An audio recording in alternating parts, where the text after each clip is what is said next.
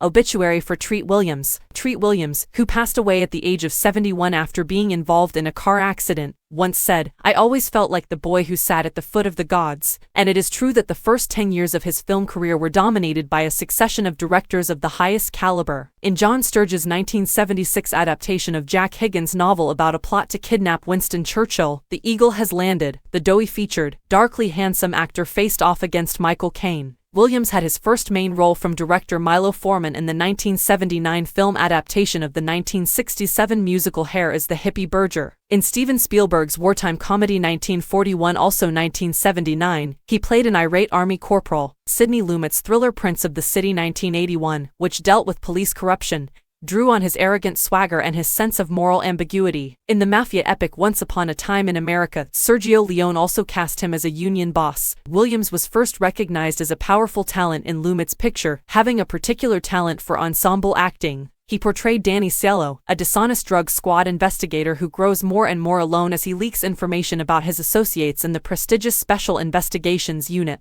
Robert Lucy, a detective, served as the model for the persona. Williams stayed in Lucy's house while acting out the part. He also hung around with policemen and went to narcotics busts. "I was thinking like a cop by the time rehearsals began," he claimed. His performance was praised for its playful, arrogant, effectively brazen quality by Janet Maslin of the New York Times. The seam of self-disgust that runs through Cielo, first when he abuses his influence over drug users and dealers and then when he turns on his own kind, is equally important. In the film Smooth Talk 1985, which was based on the 1966 short story Where Are You Going? Where Have You Been by Joyce Carol Oates and was directed by Joyce Chopra, Williams went on to exhibit a frightening erotica. He plays Arnold Friend, a representation of adult masculine strength that the movie's young protagonist Laura Dern seems to have been yearning for in the second half, and he is at once absurd, attractive, and terrifying. Williams, the son of Richard, a pharmaceutical executive, and Marion, an antiques dealer who also managed a sailing school, was born in Stamford, Connecticut, and reared in the nearby town of Rowayton. He received his education at Franklin and Marshall College in Pennsylvania as well as at Kent School in Connecticut, where he initially started acting. He attended the Actors Studio in New York, where Mickey Rourke was one of his pupils, and was subsequently engaged as an understudy for 4 roles in the Broadway version of Grease, including Duty, which was performed by John Travolta. He eventually took over Danny Zuko's primary role, which he filled for 3 years, having already performed on stage in Terence McNally's comedy The Ritz, about a businessman who hides away in a gay bathhouse in London. His role in Richard Lester's 1976 motion picture adaptation followed.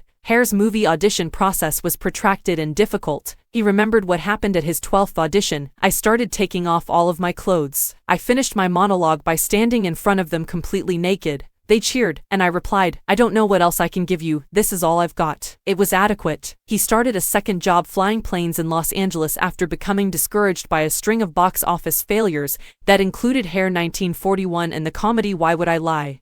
He got back on track after receiving a call from Lumet, who was seeking for an understated and largely unheard of cast for Prince of the City. He continued to switch between acting and cinema, playing in Carlo Goldoni's farce The Servant of Two Masters in Ohio after Lumet's film and replacing Kevin Kline as the Pirate King in The Pirates of Penzance on Broadway. He appeared on television in a number of roles, including the title role in J. Edgar Hoover 1987, Stanley Kowalski, the boxer Jack Dempsey in the TV movie Dempsey, and Margaret Estella opposite him in A Streetcar Named Desire, and the super agent Michael Ovitz, co-founder of CAA, in The Late Shift, for which he was nominated for an Emmy. He portrayed a criminal who worked as an undertaker and used the bodies of the deceased as punching bags in Things to Do in Denver When You're Dead 1995. He also starred alongside Harrison Ford and Brad Pitt in the thriller The Devil's Own 1997, the superhero adventure The Phantom 1996, and the noir-style Mulholland Falls, The Deep End of the Ocean 1999, starring Williams and Michelle Pfeiffer as a couple reunited with their son many years after he was kidnapped, and the monster movie Deep Rising, in which he battles with sharp-fanged sea serpents, were both better than these. He acted in Woody Allen's Hollywood Ending 2002, Danny Boyle's 127 Hours, and Howl 2010, each of which starred James Franco as Allen Ginsberg.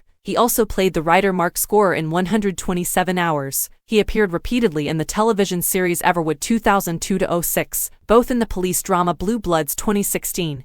23 and as a widower neurosurgeon who relocates to Colorado with his children. Additionally, he made appearances in a number of Hallmark Channel projects, such as the 2016-22 television series Chesapeake Shores and the 2020 Netflix musical Dolly Parton's Christmas in the Square. He is survived by his wife of 28 years, Pam Van Sant, and their daughters, Gil and Ellie.